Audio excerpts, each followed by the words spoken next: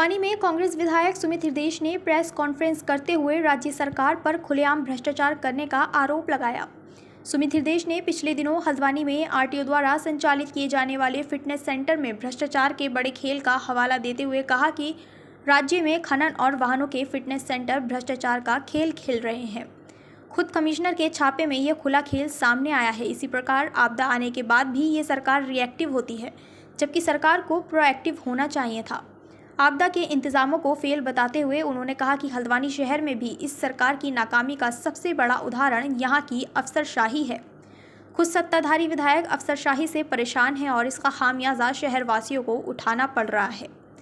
विधायक सुमित हृदेश की केदारनाथ प्रतिष्ठा रक्षा यात्रा पर बोलते हुए कहा कि सरकार को ये स्पष्ट करना चाहिए कि आखिर केदारनाथ में सोना चोरी होने के बाद भी सरकार क्यों चुप है।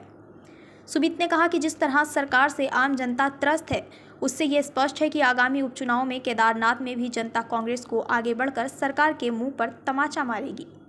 अंबार, अनियोजित सोच का अंबार ये सरकार का प्रतीक प्रमाण है, भ्रष्टाचार प्रतीक प्रमाण है। केदारनाथ के सोने से अगर हम शुरुआत करें से लेकर जो विकास में अवरोध इन्होंने लगातार पैदा करे हैं, हमारी ISBT 72 करोड़ का प्रोजेक्ट इन्होंने बनने नहीं दिया, पूरे शहर को तोड़ दिया, हरे भरे पेड़ हमारे काट दिए। तो ये अफसरशाही इतनी हावी है और भ्रष्ट तंत्र मंत्र इतना हावी है। अभी मंगलौर और बद्रीनाथ शुरुआत है, अगली बारी केदारनाथ की है और उसके बाद जो हमारे अभी उससे पहले जो नगर निगम के चुनाव होंगे उसमें इन्हें जो करारा जवाब जनता देने को तैयार है, हम जनता को स्वागत करते हैं, उनका अभिनंदन। हल्द्वानी में अधिकारी किस तरह की नहीं देखिए ना, ये यहाँ पे देखिए ना रवैया क्या है। प्रमुख बाजार हल्द्वानी का उसमें एकमात्र टॉयलेट था इस्तेमाल करने के लिए। सोचने का विषय, हजारों लोग हर दिन उसमें आते हैं, हमारी माताएं बहनें आती हैं, उसको आपने पहले तोड़ दिया, वैकल्पिक व्यवस्था दी नहीं।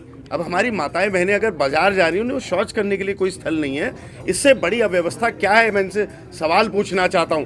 तोड़ने से पहले सीखिए तो, समझिए तो, वैकल्पिक व्यवस्था देना तो सीखिए।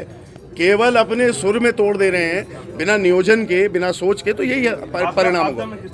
देखिए, आपदा में तो लगातार जान माल का उत्तराखंड को नुकसान हुआ है। मैं यही कह रहा हूँ, पूर्वानुमान तो हमें होता ही है। आप जनवरी से जून तक कोई प्लान क्यों नहीं बनाते, नियोजित क्यों नहीं करते कि आपदा में हम ऐसे कार्य करेंगे? आपदा जब सर पर आ जाती है, जान माल का नुकसान हो जाता है, तब रिएक्टिव प्रोसेस शुरू होता है, प्रोएक्टिव प्रोसेस की आवश्यकता है।